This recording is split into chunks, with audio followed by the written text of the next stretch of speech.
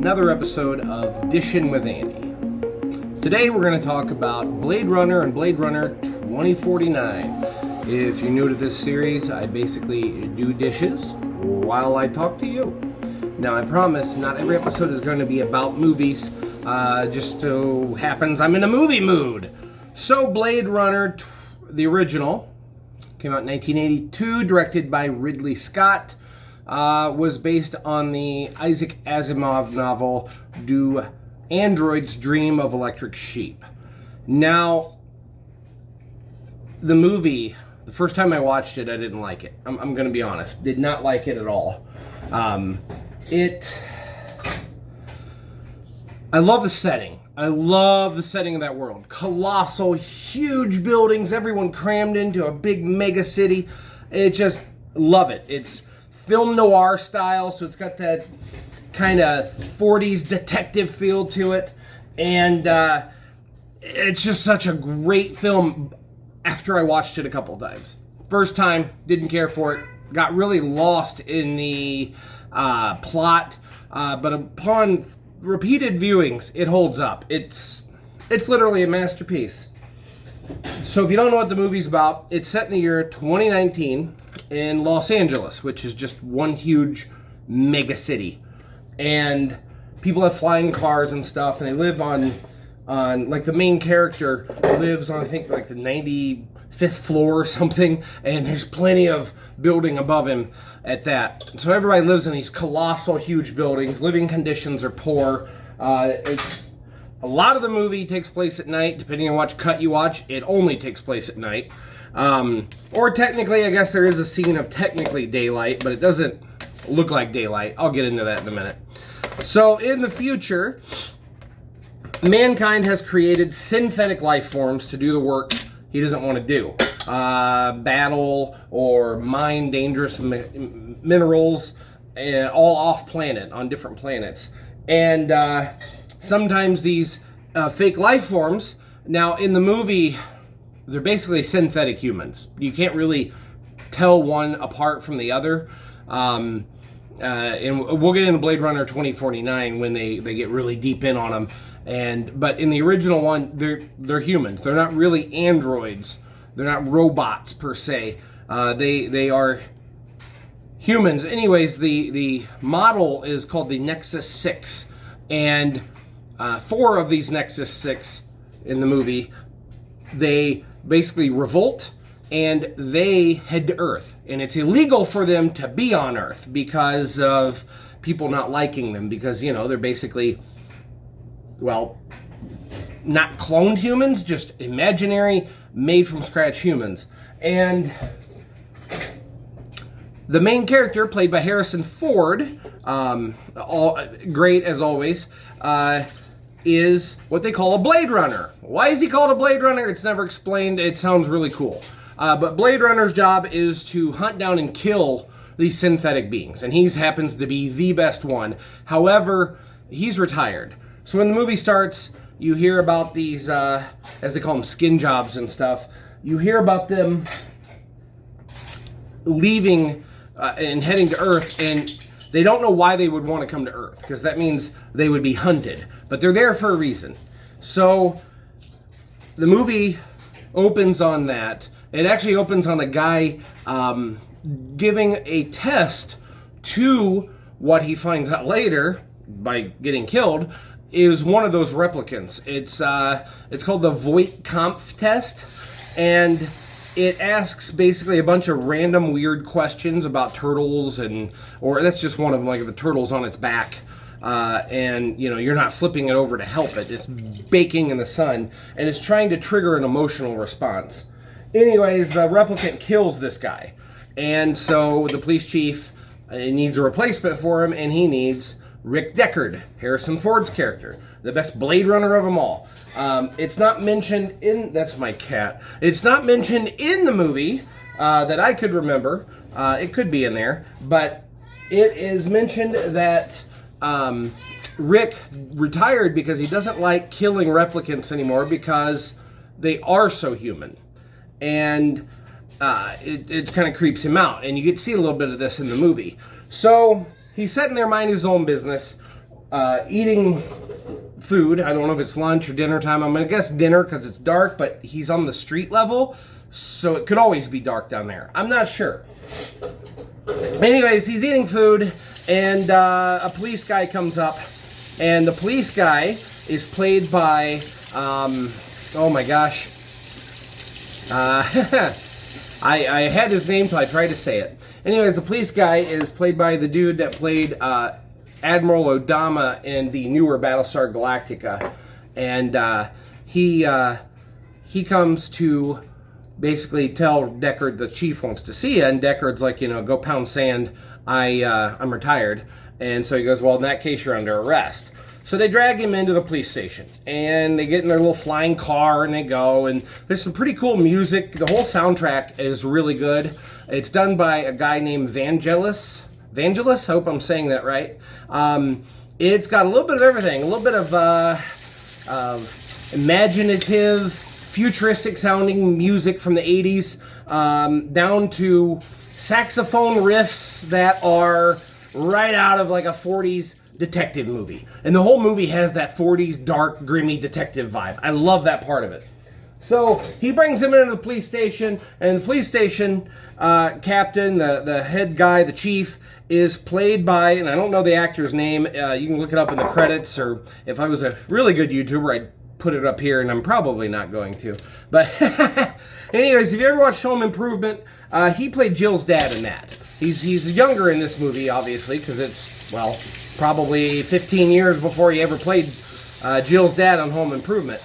And he basically says he needs him to kill these 4 skin jobs, as he calls them. And but first he wants him to head over to the Tyrell Corporation, and Tyrell Corporation are the ones that make the replicants. So he gets the guy takes him in the car, and he goes there, and they have a special replicant. They're calling this one a Nexus 7. Now, the Nexus 6 units only live for 4 years. That's to be in case they get violent or they don't want to do their slave labor anymore. They'll be, death will put them down before anybody could really get to them. So he goes there, and he meets this replicant. Her name is Rachel. And it takes almost, normally, he says something like 20, 30 questions he can figure out if someone is a replicant. And when he meets with the Tyrell guy and her, and he wants him to do that Voigt conf test on Rachel. And so he does it, and he says, so how many times does it take you to figure out how many questions? He said, usually 20, 30 cross-referenced or something like that. And he goes, it took you over 100 to figure out she was a replicant. He said, yeah. He goes, does she even know? He said, no, but she's starting to have suspicion. And Rachel, of course, is kind of striking in the movie. She's dolled up. She looks like she comes right out of the 40s. I know I keep referencing 40s a lot, but you know what? It's film noir, man. So anyways, Rachel looks like she's dolled up from a 40s movie. And she's played by, I am losing it today. The actress's first name is Sean. I know that much. Played brilliantly by her. So anyways, Rick leaves there after doing that test. And his first thing is to go figure out, the replicant that killed the guy that Rick is having to basically do the job of. Well, it never says he actually killed him. It does say he's hooked up to a life support machine. So, I mean, he could technically still be alive. Anyways, so Rick, the guy that was interviewing him, gave him an address. So Rick figures, well, I don't know if it's a real address, but I'll go check it out. So Rick goes and checks out the address, and he finds some pictures, and which he figures, well, these are probably fake memories, because they talk about memory implants in this movie. Like if you're an adult and you have memories, are they real, or is it something somebody put in there? And that comes to play later in the movie. So basically, he goes to the apartment, he finds the photos and takes them, and he finds a snake skin, but he doesn't know it's a snake skin. So he starts, let's see, Rachel comes over to his house, and when he gets back to his apartment, actually she's in the elevator, he's like deathly tired, and she's in the elevator and scares the crap out of him. He draws his gun on her, about shoots her. And he tells her that, you know, she's a replicant, that the memories, and he starts telling her all of her memories. And she starts to realize that she's never told anyone these memories. And he's like, well, they're Tyrell, the head guy. That's his niece. Those are her memories. She's like, but I got a photo of my mother. He's like, that's an implanted memory. And, you know, it breaks her heart to, you know, realize she's not a real human. So anyways, he goes to get her a drink, and he kind of like feels bad that he's making her cry. And he says, you know, let me get you a drink or something. And you're not a replicant. I was just fibbing to you. But she's not falling for it. So she goes and leaves the photo behind. Well, that starts Rick looking at all the photos that he picked up at the one replicant's apartment. So he starts looking through the photos, and he does a classic trope, and that's famous, or is a funny meme in a lot of media today, where he's talking to the camera or the picture box, and he's like, I say picture box, basically it's a TV that he's looking on, glass tube style, and he's saying, you know, enhance grid whatever, and zoom, and of course they can zoom all the way in like nothing's ever happened. But yeah, so he starts looking around that picture, and he realizes the snake skin is in the background with one of the replicants. And so he notices the way the snake skin and the outfit is, and that gives him the idea to go look at basically a strip club. So he goes to a strip club, and he tries to call Rachel over. She doesn't want to come down there, so it's not her kind of place. And she hangs up the call on him. And then he basically sees the replicant, goes backstage, and is trying to tell her he's from some kind of a rights union or something, and he's there to report and make sure the owner is, you know, treating the people well and everything. And he starts asking her, and she's not falling for any of the bullcrap. She's just basically getting ready at this point. She takes a shower. There's a little bit of nudity here.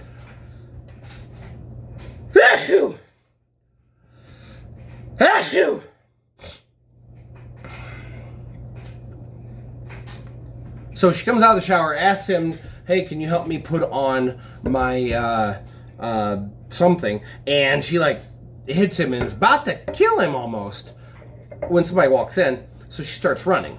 So he starts taking off after her, and he's got his gun drawn. And this gun is really cool looking. It's smooth, and it's, if you look it up, or I could put a picture up here. Like I said, if I was a good YouTuber, I would. I might, I don't know. Anyways, his gun is really cool. And he starts, basically, she's running down the street, and he guns her down in cold blood. And the music starts to play, and you get the idea that Rick didn't like what he just did. And he looks at her as they kind of basically pull her up off the pavement, dead. And he starts to feel pretty bad about it, and the police show up, and you know, he's telling them that he's a Blade Runner. And so Rick then gets interrupted when he's walking away. And just to rewind a bit, I skipped over one small part. They finally show the lead replicant right before this scene. He's played by Rutger Hauer. Hey, I remember one. And he gives an excellent performance in this movie. He's kind of weird, he's creepy, he's cold, he's warm. He plays it so well. You get the idea, or, well, if you don't know who Rutger Hauer is, if you ever saw Batman Begins, he's like the guy on the board that fires Bruce Wayne. But this is him when he's much younger and a big macho guy. And him and the other replicant that killed the other Blade Runner, they are, they go to this place where this guy is basically in a cold room designing eyeballs for replicants. And they're wanting, and they reveal what these replicants want on Earth. And they want longer lifespans. Their lifespans are coming up. They're going to be dead soon, and they want to live longer. And the guy says, I can't do it. You got to look for a guy named J.F. Sebastian. Now, J.F. Sebastian, when I get to him, he is based on another character in the book that is not depicted the same way. Anyways, so fast forward back to Rick just killed the one replicant lady that was with the snake. The other replicant that was with Rutger Hauer's character, Roy Batty is his name, he sees this, and Rick is walking away from the crime. He buys a bottle of booze and stuff, and the police chief tells him, hey, why don't you, drink some on me? And he's so happy he killed this replicant, and Rick's just basically wanting to flip him off. And so he starts to leave, and the other replicant that killed the other that severely injured the other Blade Runner, possibly killed him, attacks Rick and is throwing him into stuff. And yeah, Rick is getting beat up again. And I'm starting to wonder why he's such a great Blade Runner. The only thing he's done so far is almost get himself killed by all by accident that he didn't get killed. Anyways, so this guy's about to pretty much kill Rick too, and he gets shot in the head, and it's Rachel, the other replicant from the Tyrell Corporation. The police chief told him that she's gone rogue and he needs to kill her too, add her to the hit list. And Rick doesn't really want to do that because, he's obviously starting to get feelings for her. Anyway, she shows up and kills the other replicant, and they go back to his apartment, and he's like, you got jitters and stuff, and he's like, yeah, it's, it's never good. He's like all beat up. He's trying to drink some, to like basically pass out, and he's drinking some like a little shot of something to kind of calm his nerves. And Rachel sits down. She's looking at old photos on Rick's piano, and she undoes her hair, and she starts to play piano. And Rick hears it, and he comes over and he sits down next to her, and she's like, well, what are you, she's like, well, I wanted to see if I could play, but I don't know if I had the lessons or if she goes, I remember lessons, but they're probably Tyrell's nieces. And he's like, well, you play beautifully. So, he tries to kiss her. He does give her like a little kiss on the side. Tries to lean in for another one.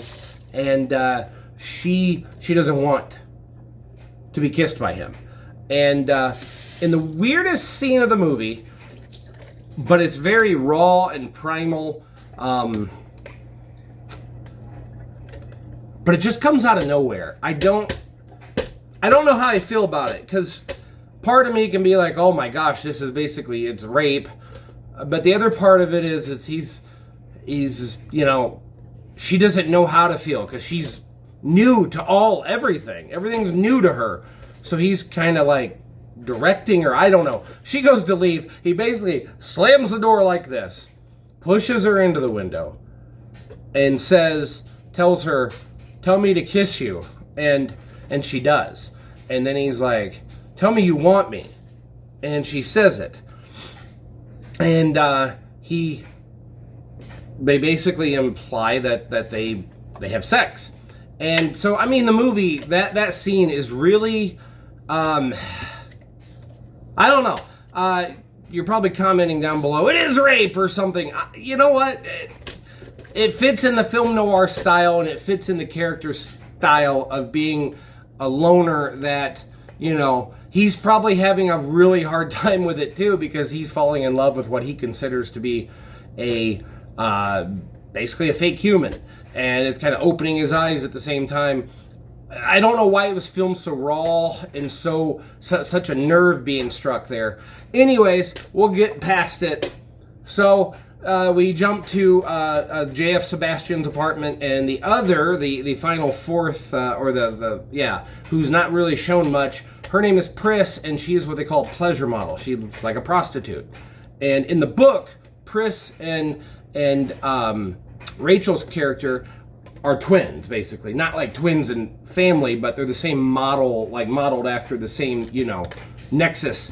Anyways, or not Nexus, they're modeled after they're the same model of robot. It's just Rachel's a newer generation. They just look the same. So anyways, Pris shows up to J.F. Sebastian's apartment, seduces him basically to let her in. He is like 25 years old, but he looks much older. He has what they call Methuselah syndrome in the movie. Now in the book, it's a character named like John Isidore, and he helps the replicants, and JF does too. So anyways, she's in there talking to JF. I don't know why they call him JF. Everybody has weird names, in my opinion. Rick Deckard, that's a great, strong name. I like the name Rick in a movie. Like Bogart in the last episode I talked about, Casablanca. Bogart was a Rick in that movie. There's something about that name and 40s and Noir that just kind of works, like Detective Rick Marlowe or something like that. Anyways, so JF is, telling him how, Roy Batty shows up, the main guy, and he's like, I want to live longer. And Roy's like, well, I don't know anything about that. And so Roy is getting pretty mad because he's his time's coming up. He's going to die. He doesn't want to. And he's like, well, who would know about all this? And JF is like, well, Tyrell would. He's the only one. He's like, he knows everything about all this stuff. He makes sure from what I gather, he has a bunch of people that do little parts, but he's the only one that knows the master part. Kind of like that serial killer that around the World's Fair in Chicago, H.H. Holmes. He had a bunch of contractors build certain rooms, but nobody got the idea overall of what he was doing. Anyways, so JF happens to play chess by mail or something with Tyrell. And so they go up to the Tyrell building, and they let him in. And Tyrell is basically up on top of this giant pyramid. That's what their building is. And he's up there, and he's in white robes and stuff, and he's basically, the allegory here is basically he's kind of like God, because Tyrell created Roy, and Roy's meeting his creator, and he says Roy says what he wants, and he's like, well, we can't do this. And Roy's talking scientific stuff to him about, well, what if you did this or this? And he's like, well, that would cause a virus, and that would happen. He said, Roy, we've made you as well as we can. A light that shines brighter burns less, and you shine very bright, Roy.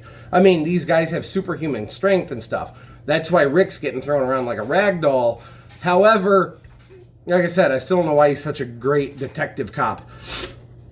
So, Rick here's, anyways, Roy kills Tyrell. And it's really gruesome. If you watch the original cut, it kind of clips away from it. But he's basically like this, and he's pushing in on his eyes. The director's cut, they hold in, and blood's pouring out. You don't really see his eyes or anything. You just see the blood, and he's screaming and stuff. And he's basically... And JF sees this, and he kills JF as well. He kills him off camera. And so Deckard gets the call, and the guy's like, we got a death at the Tyrell Corporation, Tyrell, and another guy named J.F. Sebastian that lives in the Bradbury Apartments. Bradbury, of course, being the science fiction writer. It was kind of a nod to him. So Deckard shows up at the Bradbury Apartments. Pris is kind of waiting for him. She's like sitting with a veil over. Now, J.F. Sebastian is basically a... he creates toys, so he's got like little tiny guys running around with giant noses and all these other weird, like, more machine than humans. It's weird. And she's sitting among them, puts on a veil, and he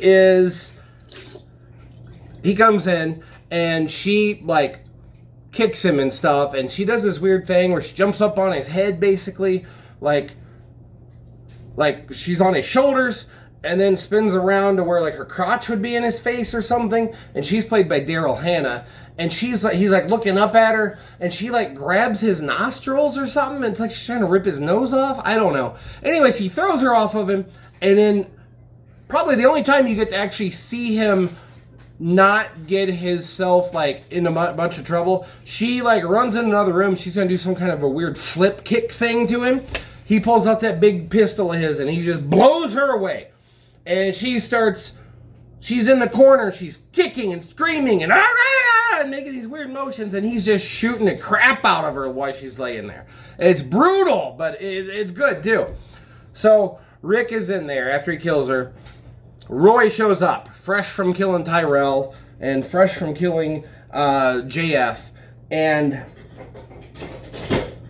Rick's waiting for him. Rick sees him coming. Rick shoots. He misses. And Roy is like, well, that's not very fitting to kill prey that doesn't have a,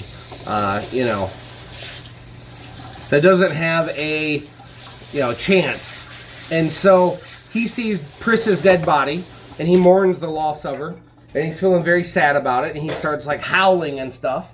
And then, I'm getting into big pans now. And then,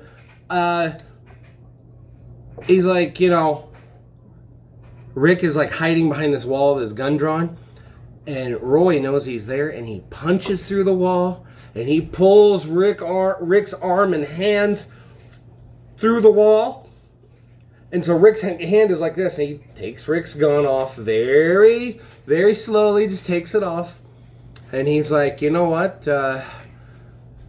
this is for the first one he killed. Zora was her name. She was the stripper. And he pops his finger out of place. And of course, Rick screams bloody murder. And then he's like, and this one was for Pris. I don't know how he didn't know he didn't kill the other one, that Rachel killed. Anyways, I think it's not even mentioned that how he knows Deckard's name, because he called him Deckard the whole time. In like a cut scene, I guess it's implied that he hacked some kind of a database for LAPD and he knows they're after him or something. But it's not in any cut of the movie I've seen. So he pops the two fingers out of place, and Rick is like, oh, and he puts the gun back in there, and he says, okay, I'm going to give you a count to like 10 or something to run. So Rick's running, and this guy starts, Roy goes over, he kisses Pris again, and he starts to realize he's starting to die. His body's starting to break down, and he takes his shirt off for some reason. Rick runs, and he finds a quiet corner, and he pops his fingers back in place and screams bloody murder. And of course, this makes Roy, even more like into the game, and he starts chasing Rick. So Rick gets into this room, and I just realized I'm going to have a part 2, so maybe another episode will have to be about a movie, because I'm about out of dishes, and this one took a little bit longer than I thought. Anyways, so Roy's chasing after him, and Rick is like stopped in a bathroom, and he ties these two fingers together. I can't remember which two exactly that the guy popped out of place. But anyways, he's got them tied together, and then he runs into another room, and he realizes he's trapped in there. And he knows Roy is coming for him, and he starts to look, and there is a suit, like the whole building's like dilapidated. It was said that Tyrell gave the building to J.F. Sebastian, because that would explain why he lives alone in this giant apartment building. But it's run down. Like, the roof is leaking and stuff, so Rick sees the leak. So he climbs up on this, and he starts breaking through the ceiling and climbs out on top of the place. Roy is like, fingers are starting to go like this, so he grabs a nail and jams it through his palm. And the first, like the original cut of the film, you just see him start to stab it in there, and you see his reaction and how it's like waking him up. But in the director's one, you see it come out the top, and it's just kind of gross. Anyways, so he does that to wake himself up. And I'm giving you context because if you watch this, you're going to be like, what is this maniac doing? Anyway, so Rick is running up on the roof, and he realizes he can't, go the one way, so I'm going to run over here to the fire escape. That's where Roy pops out. So Rick's like, uh-oh. So Rick goes the other way. Rick goes to the edge, and he jumps. He's just barely hanging on to the other building. He thought he could make it. He's barely hanging on. Roy, at this point, for some reason, has a pigeon in his hands. Don't know what that's about. So Roy has a pigeon in his hands. He jumps across the building, and he's watching Rick. And he says something that one of the other replicants told him earlier, too. It's not fun to live in fear. And he just watches as Rick is slipping on this building. And I mean, they're really high up. Several. I mean, you can't really see the ground. I'm going to guess it's got probably 20 stories or so. I don't know. It's crazy. They never really say how big the building is. But they're high up. They're really high up. And he says, it's never fun to live in fear, is it? So about, he's just watching Rick fall and everything. And right as Rick slips, Roy grabs, pulls him up to safety, sets him down, and Roy sets down himself, and he delivers what a bunch of nerds call the Tears in Rain monologue. And this monologue that Roy gives is like a eulogy for his own life, because he knows he's about to die. And it was written, or came up with, by Rutger Hauer himself, I guess. And he talks, and he says, I've seen things you people wouldn't understand. And he lists a couple of things, like attack ships on fire off the shoulder of Orion, and C-beams near the Tannhauser gates, which is a joke now online. Tannhauser gates. Tannhauser was a famous something, mathematician, poet, something. Anyways, and so they kind of used that name in there. And he said all those moments will be lost like tears in rain, because it's raining on him. And he said there's nothing left to do but to die now, or time to die. And Rick watches as he just dies right there, setting up. So his last act was to save someone's life. It was an act of redemption, basically, because he's killed plenty of people along in this movie and been pretty miserable to other people. So the one cop picks up Rick, gives him his gun back, and he said, it's too bad the girl, talking about Rachel, won't live. But then again, who does? And this guy doesn't really like Rick. He doesn't want him on the police force. But so Rick goes off and he goes back to his apartment. He gets there, door's open. He's like, oh great. He runs in and you see Rachel laying there in the bed, and he checks and she is alive. He wakes her up, asks her if she loves him, and she says she does. Asks him if she, trusts him. And he says, or she says, yes, I do. And they leave his apartment. And Rick finds a piece of origami. I forgot to say, the one cop that drives Rick around in the movie a bunch is always folding little origami pieces. And he walks by an origami piece and picks it up, and you hear the audio of the cop telling him that too bad she won't live, nobody ever will. And that's implied that that cop had been there, the one that Edward James Olmos. Wow, I finally remembered his name. Anyways, it's implied Edward James Olmos' character was there, but didn't kill Rachel. He's kind of letting Rick, get a chance to run away. And so, depending on which cut of the movie you watch, it either ends right there in the elevator, or if you watch the original, Rick and her are driving through countryside, which was pickup footage or whatever footage from The Shining, extra footage in this car. They show the car, they show the wilderness. But then it cuts to Rick and her driving away and talking about he don't know how long they'll be together, but who will. It's got a monologue. And the movie ends. So it's really good. And you're probably wondering now at this point, hey, you big dummy, why didn't you mention X, Y, and Z? And I'll tell you why. Number one, I'm of the belief Rick is not a replicant. I didn't bring it up at all in this because it's stupid. And I'll tell you why that idea is stupid. The movie is not about wondering if Rick is a replicant or not. That's not what the movie's purpose is. The movie's purpose is to ask the question, what does it mean to be alive? That's what it's about.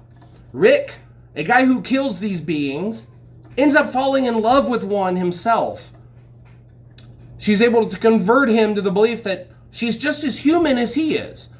And Rutger Hauer's character is like proving right there that it's your experiences is what makes you human. He is human himself. He thinks, therefore he is. They even say that. I feel like the whole crap with Ridley Scott bringing in that Deckard is a replicant cheapens the motives and the definition of why Roy does what he does, of why the other characters do what they do, why Rick falls in love with a replicant, refuses to kill her, doesn't want to do the job anymore, why Deckard, or why Roy Batty kills the people he does, trying to get more life, and then at the end saves a life and basically defines humanity. And I feel like that cheapens all that. Rick is not a replicant. That makes no sense, Ridley Scott. I wish you would explain yourself. Oh, you asked him in interviews when they were making the newer movie. Oh, well, he's an Nexus 6. We'll see. It's like, no.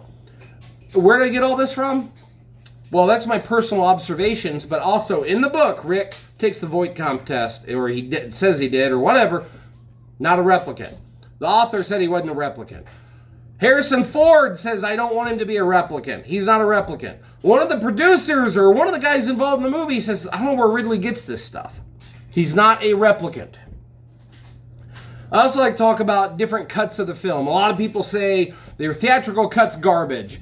You got to go with the ultimate cut. Or the director's cut, which that wasn't even the director.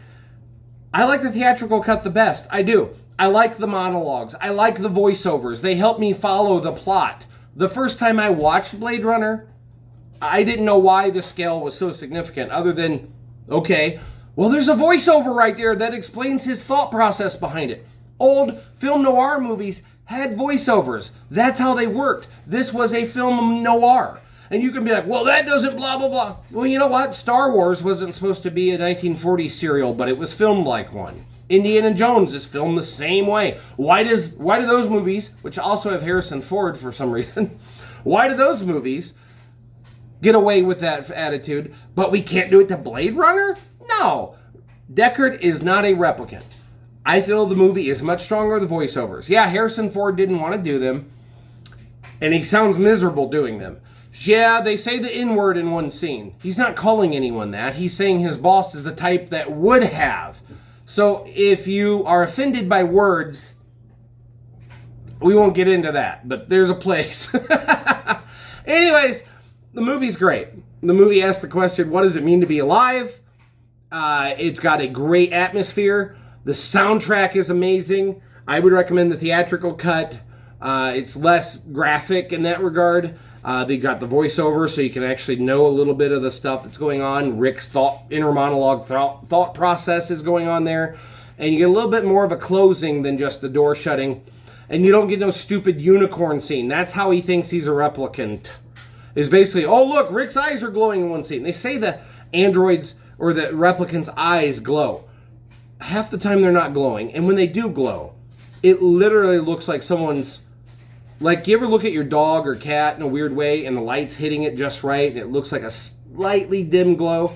That's all the glow is. It's not really like laser beams. Anyways, in one scene, Harrison Ford's eyes are caught in, the same lighting. And, well, anyone's eyes would do that. So, also, he's sitting down at the piano in the ultimate cut or whatever, or the director's cut, and he's having a unicorn dream. Well, the origami at the end of the movie, Gaff. Yeah, that's the Edward James Olmos character. Why am I getting all this at the end? We're 38 minutes in. Anyways, Gaff's character leaves the origami at the back to let Rick know that, hey, I was here. Happens to be a unicorn. And so they cut it right there afterward. Rick, giving you the idea. Rick thinks he's a replicant. No! Like I said, it takes away from the meaning of the movie. It takes away from the original idea. What does it mean to be human? Why do we have certain motives? This guy wants to live longer. This guy happens to fall in love with the very same thing he sent out to kill. And you want to ruin that to make him a robot? What? Now, yeah, they do it in 2049 with Ryan Gosling's character, Kay, but you're told that up front that he's a replicant and he's hunting his own kind. They even bring that up. That he's a skin job killing other skin jobs. That is part of the character. Rick's part of the character is about a human that is divorced, living alone in a not nasty, but it's a single guy's apartment. And the character changes 180 degrees on how he feels about basically his fellow humans that are not being treated as such. So I recommend the movie. It's great. I'm going to go ahead and dry these dishes now, the big pans here, and start this dishwasher. It's about, I've been loading stuff into the whole time, and we'll get on with another video, soon, and we'll talk about Blade Runner 2049, and a little bit of the in-between stuff. There are a couple of 3 short little films or something. I've seen one of them, and it was like an anime, and it was pretty good. But I'll get into that in the next episode edition with Andy. Leave your comments below. Do you like Blade Runner? What cut do you like? Do you think Rick is a replicant? And that's fine. If you think he's a replicant, that's great. That's part of the fun of these movies. We get to have little discussions. Yeah, but look here, but look here. That's part of the fun. I personally feel like it cheapens the whole story. But hey, leave your comments below. We'll chat about it, and like and subscribe, I guess. I got to say that now, isn't that what everybody has to say? And we'll see you next time on Dishin' with Andy.